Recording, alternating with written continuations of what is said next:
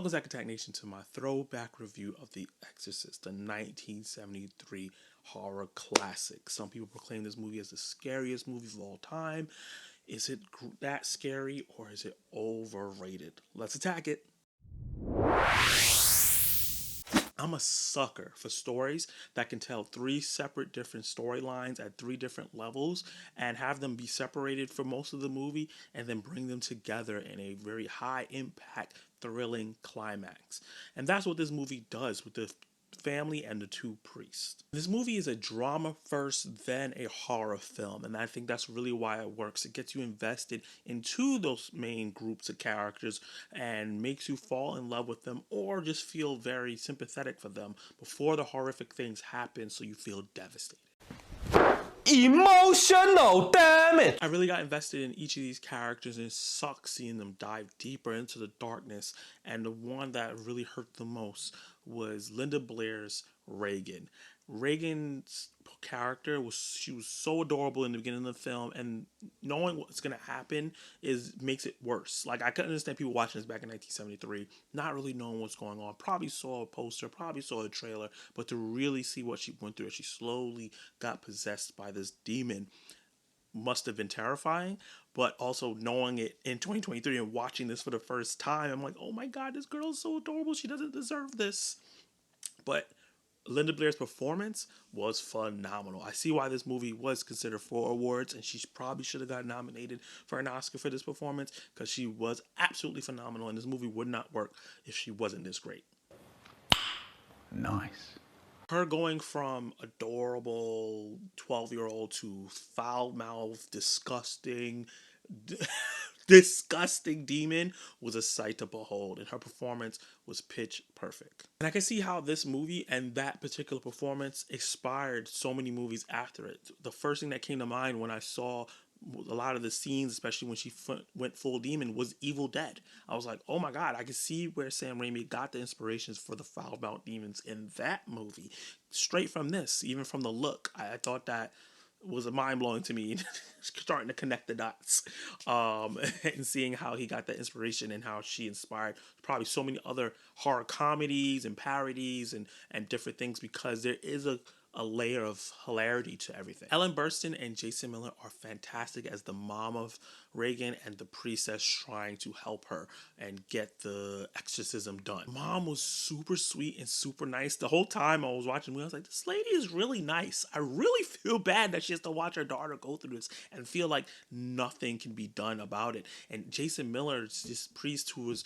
down on his luck, and his mom passing away, and him feeling like it was his fault because he was so stuck in his faith. Well, I want to say stuck, but really in his faith and trying to do the work but not paying attention to her, and him dealing with that guilt. I had so much sympathy for his character, and the ending that he gets was heartbreaking, because he was such a good person trying to help Regan, and he was at a point where it felt like he didn't want to live anymore, so he took that all the literal demon from her and sacrificed himself. And I thought that was amazing. For a movie shot in 1973, the movie looks really great and really holds up really well compared to modern horror films. Obviously you can tell that it's not made currently, but it still just feels modern enough, like someone decided to shoot an old school looking movie now. The pacing is done really well, the characterizations are really great, and the creep factor is really good throughout, and it has a layer of mystery on top of the drama and the horror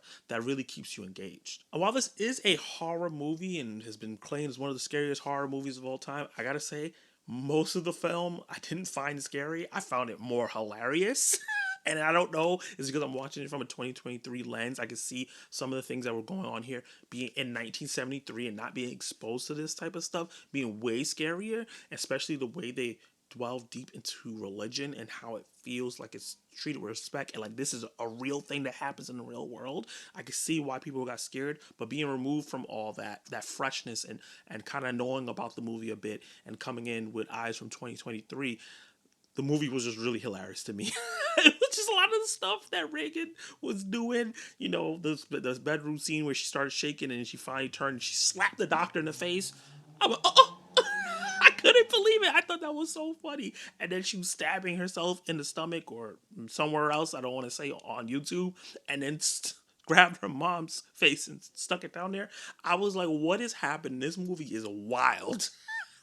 This is insane. It just had me bawling. And not in a bad way. I expected the movie to be scary, but I had an entertaining time with those parts. While a lot of the moments in the movie was really funny to me leading up to the actual possession part, to the point where I almost knocked my laptop off my table while I was watching this from laughing so hard, I do say that there are creepy and scary moments in this movie, especially during the actual exorcism. I think when they try to do the exorcism and she comes unbind and she kind of lifts up, and I'll put the image on the screen, and that demon is behind her. Holy crap.